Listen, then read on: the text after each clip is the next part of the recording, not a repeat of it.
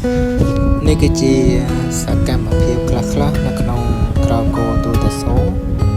ដែលថតចេញពីទូរស័ព្ទទេប៉ុន្តែចង់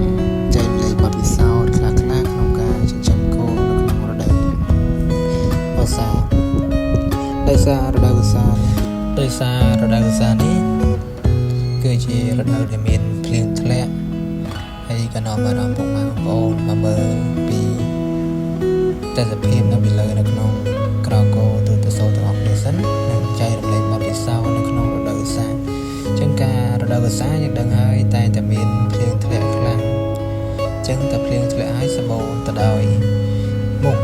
ឬក៏សត្វផ្សេងអញ្ចឹងការថែពីបុរាណគេតែងតែដុតភ្នក់ឬក៏ដាក់មុងឲ្យត្រឹមត្រូវតែបច្ចុប្បន្ននេះគេប្រើធូបដូចក្រៅគោទូរស័ព្ទប្រើធូបវ៉ាវែង1 ម៉ែត្រកន្លះឬក៏កន្លះម៉ែត្រហ្នឹងដើម្បីការពារពីមុខអញ្ចឹងតើតោមុខនេះធូបមុខនេះដែរគឺល្អមែនទែនសម្រាប់ការចំគោដោយយើងមិនបាច់ទៅអុជពីរដងឬក៏ទៅមើលភ្លើងពីរដងដោយការមុនយើងដាក់មួយដើមទៅវាអាចប្រើរយៈពេលរហូតដល់7-8 ម៉ោងមួយដើមធំមកអញ្ចឹងវាជាគំនិតល្អមួយដែរក្នុងរដូវវស្សាពីព្រោះគោក៏ដូចមនុស្សយើងដែរបើយើងនិយាយឲ្យបានគ្រប់គ្រាន់ស្អីមិនទៅឆ្អែតអញ្ចឹងគោក៏សុខភាពវាទៅតាមហ្នឹងអញ្ចឹងគោនៅពេលដែលវាបានស៊ីឆ្អែតដេកឆ្អែតនិងផឹកឆ្អែតហ្នឹងគឺធ្វើឲ្យវាមានសុខភាពល្អវាធំធាត់ទៅតាមហ្នឹងដែរអញ្ចឹងវីដេអូនេះគឺចែករំលែកបងប្អូនដែលចង់ចិញ្ចឹមគោថ្មីទៅតាមការចិញ្ចឹមគោនេះដែរមិនមែនជាការងាយស្រួលទេបងប្អូន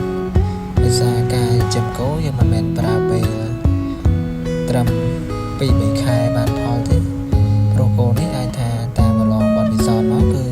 យើងអាចប្រើរយៈពេលចាប់ពី3 ឆ្នាំទៅ 4 ឆ្នាំអាចទៅឃើញផលមិនដូចជាគោសាច់បើគោសាច់ជាអាចចិញ្ចឹមចន្លោះពី 2 ខែទៅ 6 ខែហ្នឹងគឺបានផលហើយតែបើគោយើងចាំយកកូនអីនេះគឺប្រើពេលវេលាដោយសារចាប់ពី 6 ខែឡើងទៅបានគោវារៀងធំតែបើតាមគោពូជវាបានថ្លៃអញ្ចឹងrecommendបងប្អូនតើតើការចិញ្ចឹមគោនេះមិនមែនជាការងាយស្រួលទេមុននឹងសម្រេចចិត្តអ្វីមួយត្រូវតែគិតឲ្យបានច្រើនហើយនេះគឺជាទស្សនវិជ្ជាជំវិញនៅក្នុងក្រៅគោទូរស័ព្ទដែលស្ថិតនៅក្នុងភូមិផ្នែករវាសឃុំផ្នែករវាសស្រុកបវលហើយដែលយើងតនេះគឺរៀបចំដាំស្មៅបារាំងដើម្បី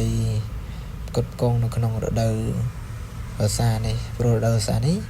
ជាកសិករធ្វើស្រែអញ្ចឹងវីដេអូនេះមានតែប៉ុណ្្នឹងអស់ក៏ច្រើន